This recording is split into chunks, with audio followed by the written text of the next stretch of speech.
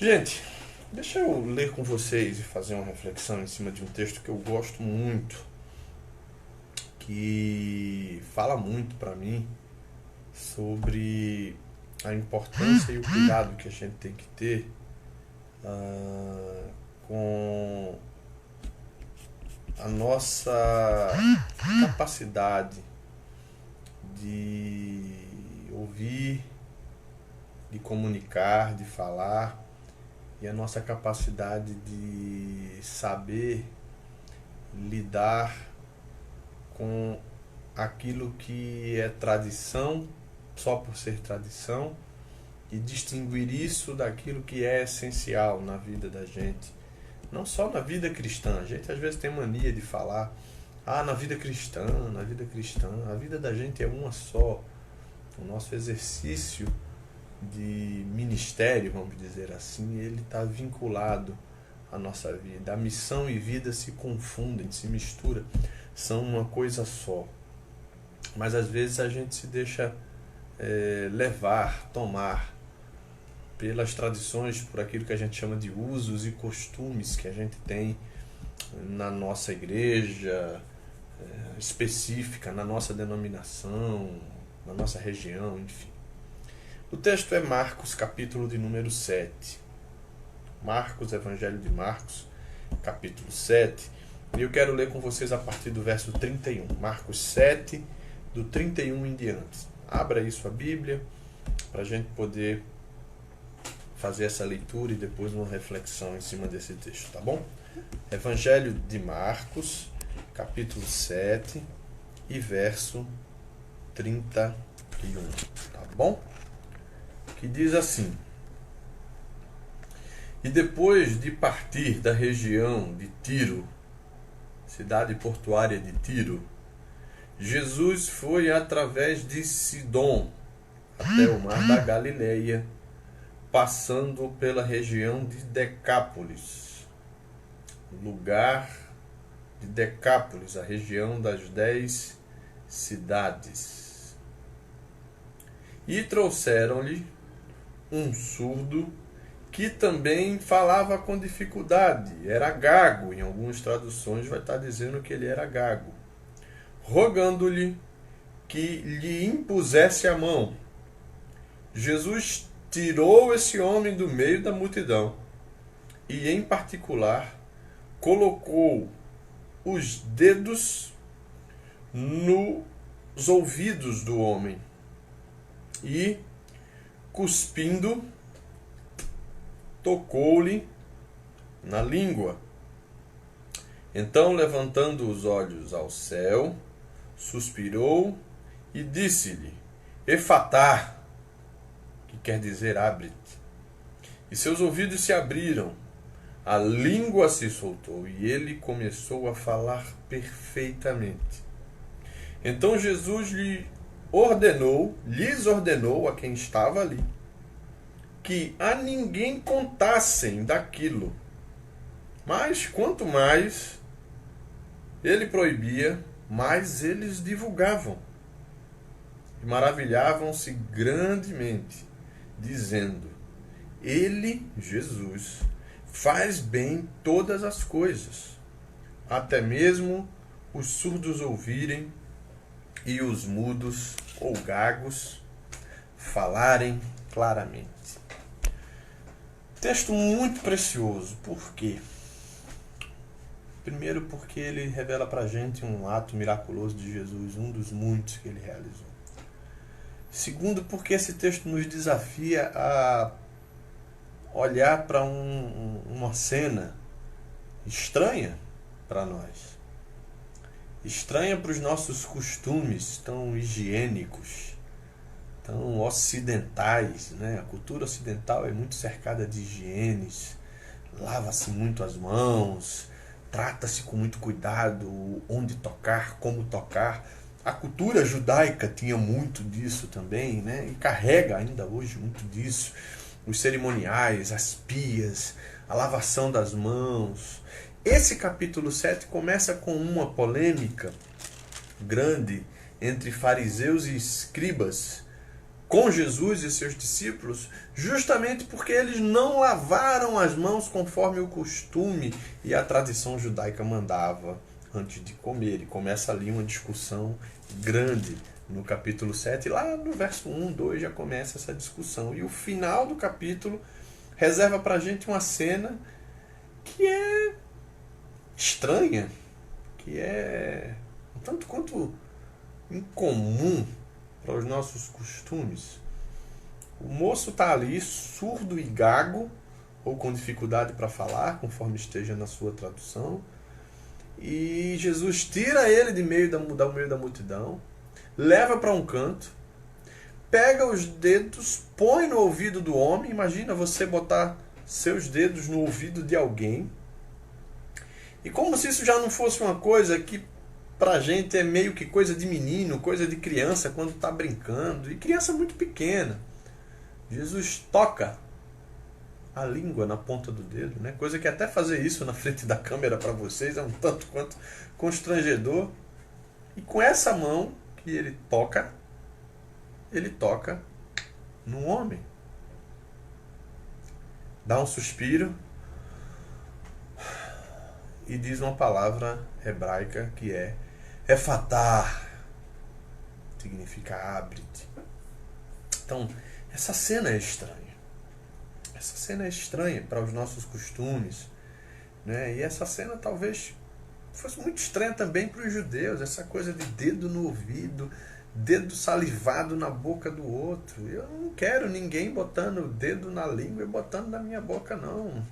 Tem dedo no meu ouvido. Aliás, essa brincadeira do dedo no ouvido era uma brincadeira que rendia bastante confusão no tempo de escola. Você queria tumultuar uma hora de recreio e você molhava o dedo e tacava no ouvido de alguém. Chamava-se isso de cotonete molhado. Olha que coisa feia, estranha, provocativa, capaz de gerar uma briga no pátio da escola, né? E Jesus faz isso e cura o homem. E esse texto também é interessante porque Jesus faz um pedido incomum. Não incomum a Jesus. Jesus fez esse pedido algumas vezes nos evangelhos. Ele curava uma pessoa, dava uma palavra de cura, de libertação. E algumas vezes você vai observar que Jesus chega e diz: olha, não digas a ninguém o que foi feito a você. Por que é que eu digo que é incomum? Você imagina alguém que era surdo e gago. Imagine alguém daí de Timbaúba, próximo a você ou não, mas da cidade, conhecido. Surdo e gago, ou surdo e mudo, porque na verdade a gente sabe que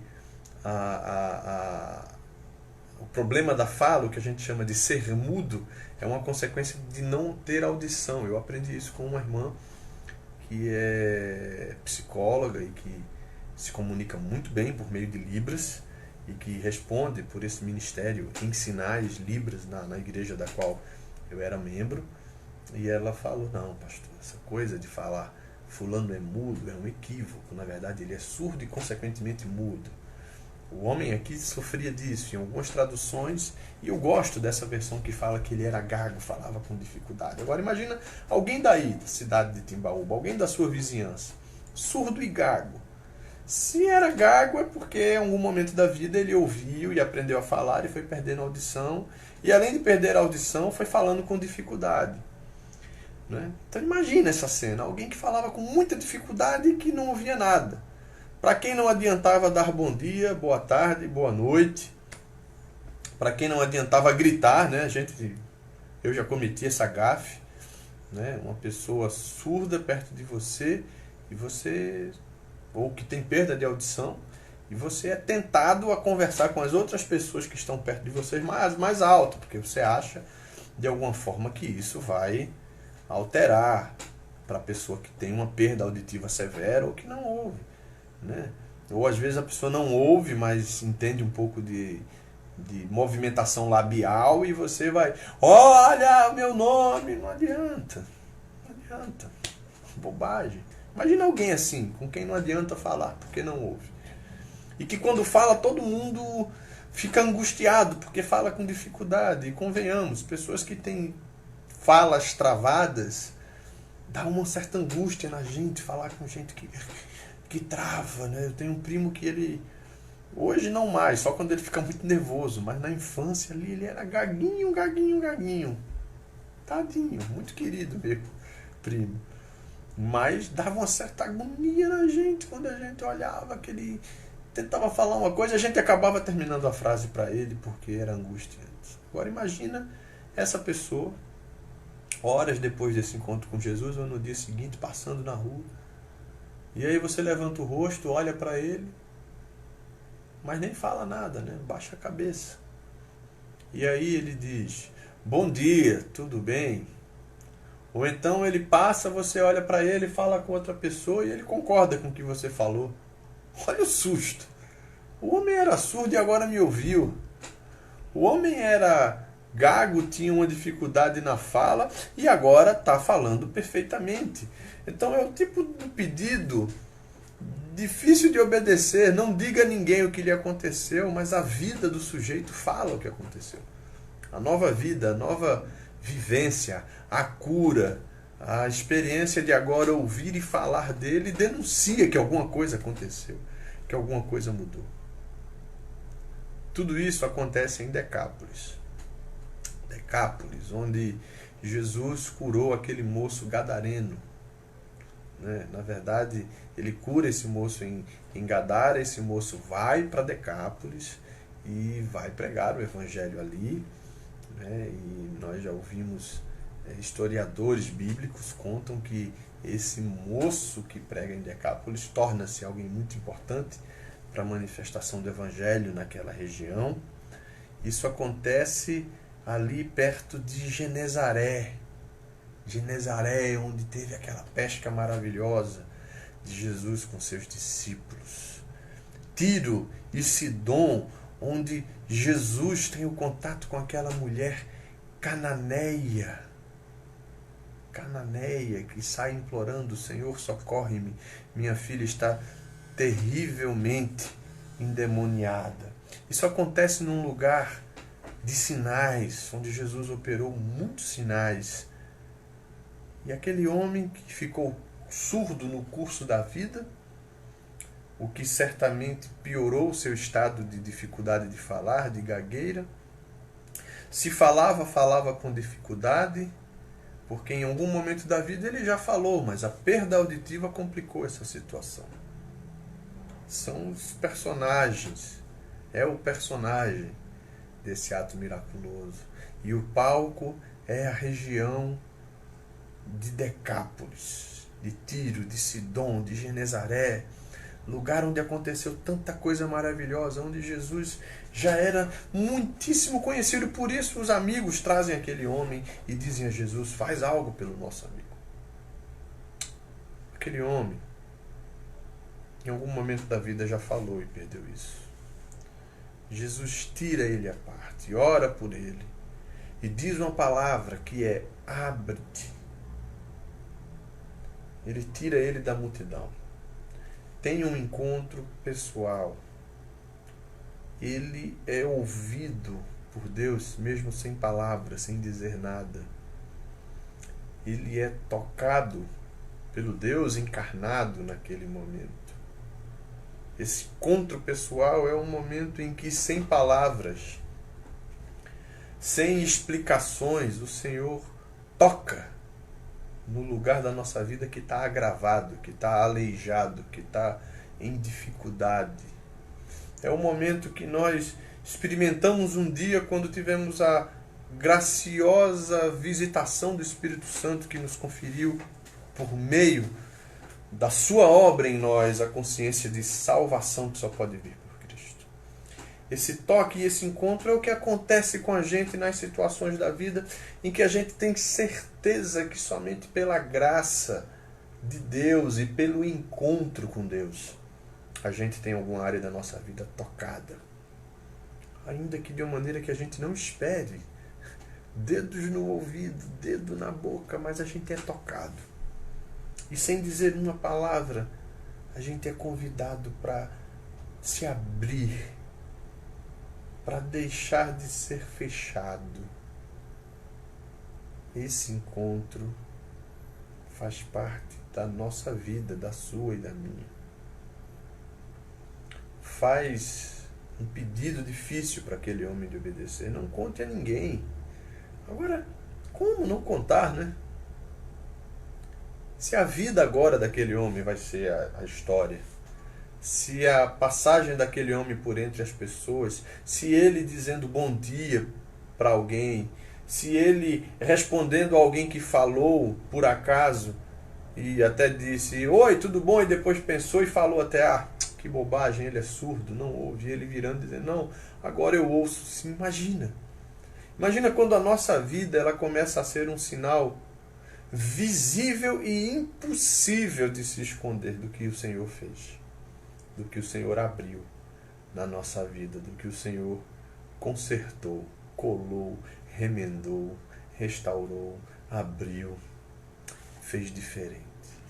Imagina o susto para as pessoas. Eu sei que hoje aqui, conversando aqui, batendo esse papo e fazendo essa reflexão, tem gente aqui que ouve. Graças a Deus, vocês estão me ouvindo. Ninguém reclamou aqui que não está me ouvindo, né? Então vocês me ouvem. Graças a Deus, vocês têm ouvidos que funcionam, como eu tenho ouvidos que funcionam. Um pouquinho de perda auditiva já, mas tenho. Mas há quem ouça e seja surdo no sentido espiritual, gente. Há muita gente que ouve, mas espiritualmente está completamente surdo.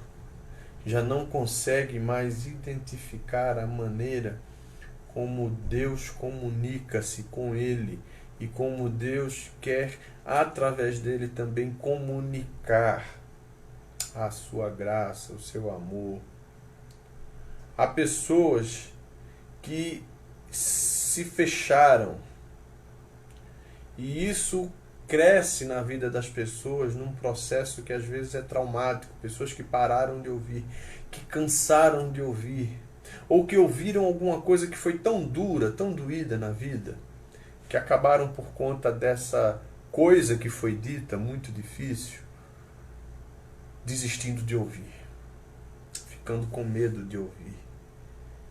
E essas pessoas só ouvem para a função básica da vida. Só ouve para se livrar de um carro no trânsito. Só ouve para escapar de não fazer alguma coisa que mandaram. Só ouvem para as funções básicas da vida, mas não ouvem mais com a alma, com o coração. Quando alguém quer falar com essa pessoa, ele não ouve, a não ser que seja sobre as coisas da vida. É aquela pessoa que você está falando com ele, está falando e ele diz oi. Ele só entende ali quando você fala alguma coisa. Pagar, comprar, fazer, sair, voltar, subir, descer, ir, não ir, abrir, fechar, pegar, soltar. Mas ele já não ouve mais com o coração. Torna-se totalmente inativo na audição por esses processos que eu falei, por traumas, porque se fecharam. Há pessoas que falam, mas não se comunicam, que compreendem, gente que compreende, mas que é surda para o coração.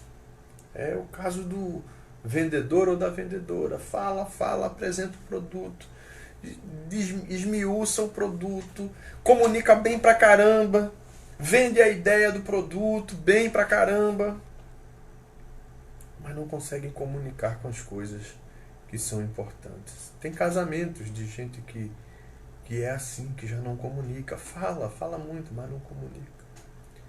Tem marido e tem esposa que para trabalhar fala que é uma beleza, comunica que é uma beleza, entende tudo que diz respeito ao trabalho, mas casa é lacrado, é fechado. E tem muita gente sofrendo por causa disso. Tem muita gente sofrendo por causa dessa perda na audição, por causa dessa fala travada. Gente sofrendo por conta do outro que não ouve, do outro que não fala e dos relacionamentos que vão ficando na superficialidade. Tem gente passando por sofrimento por isso. Ao mundo interior, tem muita gente, para o mundo interior, tem muita gente que é completamente surda e o pior, não quer se abrir. Almas que estão perdendo a capacidade relacional porque estão fechadas. Vidas e relações que estão afundando num silêncio que é ensurdecedor e numa mudez, numa incapacidade de falar que é assustadora. O indivíduo está entupido, se traumatizou por alguma coisa que ouviu, por alguma coisa que sentiu, que percebeu, foi forjado, ou seja, foi feito numa família, cresceu numa família onde ninguém comunicava, cresceu num ambiente de vizinhança, de trabalho, de escola, onde as pessoas só gritavam, onde as pessoas só falavam daquilo que é natural, comprar, vender, sair, voltar, ter, não ter.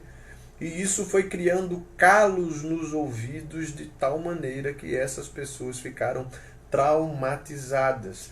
Gente que se preconceituou, que acha que os outros que pensam e são diferentes de mim não são dignos de que eu os ouça e nem tampouco são dignas de que eu lhes fale claramente. E esse preconceito travou, entupiu. Se você volta para o começo do capítulo 7, o problema era esse. A religiosidade, a tradição e o costume que faziam com que os caras pensassem que o grande problema era não lavar as mãos para comer. Mas, por favor, hoje em dia, sobretudo nesse tempo de pandemia, lave as mãos. E Jesus precisa dizer a eles: hipócritas, vocês não sabem que não é o que entra no homem que o contamina, mas é o que sai, porque sai do coração. As prostituições, as avarezas, os egoísmos, as imundícies, as maldades, as mentiras, os mentirosos. Eu tive uma pausa aqui no vídeo, não sei o que foi, fiquei com medo de tocar em alguma coisa. E tem gente que se traumatizou por causa disso, se preconceituou e deixou de ouvir. Gente que ouvia muito bem, mas que por preconceito e vaidade disse: eu não ouço, disse para si mesmo: eu não ouço mais essa pessoa, essas pessoas. Pais que se ensurdeceram para filhos, filhos que se ensurdeceram para os pais por orgulho, vaidade. No final de contas, essa geração de filhos agora sabe tudo, domina tudo. Tem o mundo na palma das mãos. O que é que meus pais saberiam para mim? Mas vão se entupindo, se traumatizando, se enchendo de ódio por ouvir, se enchendo de ódio por ouvir com o coração e com a alma, que é o lugar onde a gente, ouvindo, é capaz de ser transformado. Sabe, eu falo essa mensagem, essa reflexão, eu já falei essa reflexão algumas vezes, já trouxe essa reflexão algumas vezes. E me dá vontade de pregar ela muito, muito, muito, muito. Sabe, às vezes eu fico até relutando para não pregar essa reflexão, para não trazer essa reflexão, porque tem tanta coisa para ser dita nela, mas só adianta falar o que está nela se as pessoas quiserem ouvir. Efatá, abre-te. Você e eu, a gente tem chance de se abrir para Jesus. Hoje, aqui, agora. Você aí onde você está e eu aqui. De abrir o nosso coração, de deixar que Ele toque os ouvidos. Não esses ouvidos mecânicos, tímpanos, nervos. Não, mas esse ouvido, coração, que a gente sabe que na verdade é a sede das emoções, é a mente, é a alma que comunica com o espírito. A gente tem a chance de ouvir Hoje, o que Jesus quer nos dizer, de se abrir para Ele, não só os ouvidos, mas também de destravar a nossa língua.